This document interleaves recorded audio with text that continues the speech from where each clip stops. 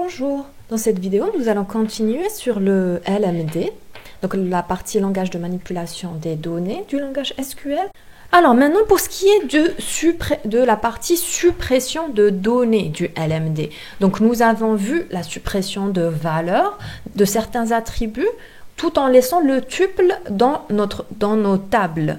Nous avons vu qu'on pouvait faire ça en affectant un nul à l'attribut lorsqu'on avait fait le update. Maintenant, si on veut effacer toute une ligne d'une table, la requête de suppression de données concerne la suppression de lignes entières, de tuples entiers. Si on veut supprimer une ligne entière, c'est-à-dire un tuple entier, on va utiliser la requête delete. Donc, la syntaxe de la requête delete, ça va être comme suit. Donc, nous avons un delete from, le nom de la table où on veut faire la suppression de données, c'est-à-dire d'où on veut effacer des lignes, et suivi par un where et une condition. Donc, même chose ici, à chaque fois que vous allez retrouver les crochets, ça veut dire que cette partie de la requête est optionnelle. Donc, ici, le delete from, il peut avoir un where comme il peut ne pas avoir un where. Donc, si on va mettre un where, la suppression se fera uniquement sur les tuples qui vont respecter la condition. Si on ne met pas de where, la suppression se fera sur tous les tuples. Donc, dès qu'on va mettre un delete from, le nom d'une table, et sans mettre de where, ça veut dire qu'on est en train de supprimer tous les tuples de la table d'un seul coup. Donc, j'ai laissé ici les opérateurs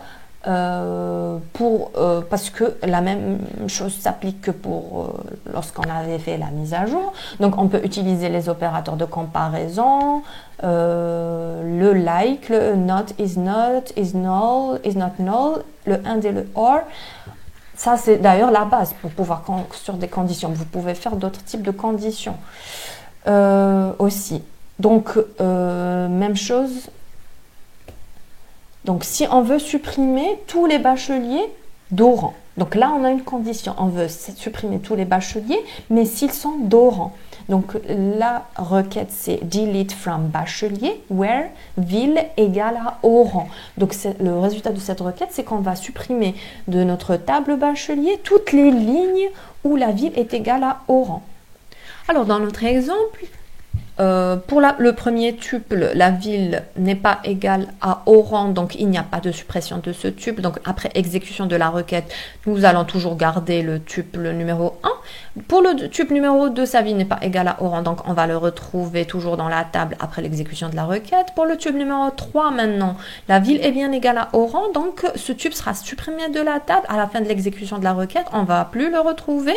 Et enfin, le tuple numéro 4, sa ville n'est pas égale à Oran, donc il existe bel et bien toujours dans la table après l'exécution de la requête.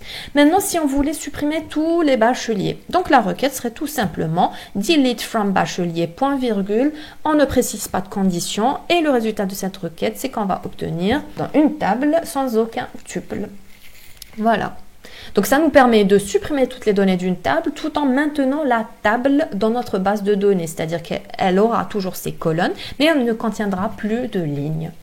Alors, juste pour rappel, pour tout ce qui était suppression dans la partie LLD de SQL, donc la suppression de table, la suppression de base de données, donc s'effectue en utilisant le drop. Même chose lorsqu'on voulait modifier les schémas de table, donc supprimer supprimer un attribut, supprimer une clé primaire, une clé étrangère, ça se faisait avec un drop dans le alter.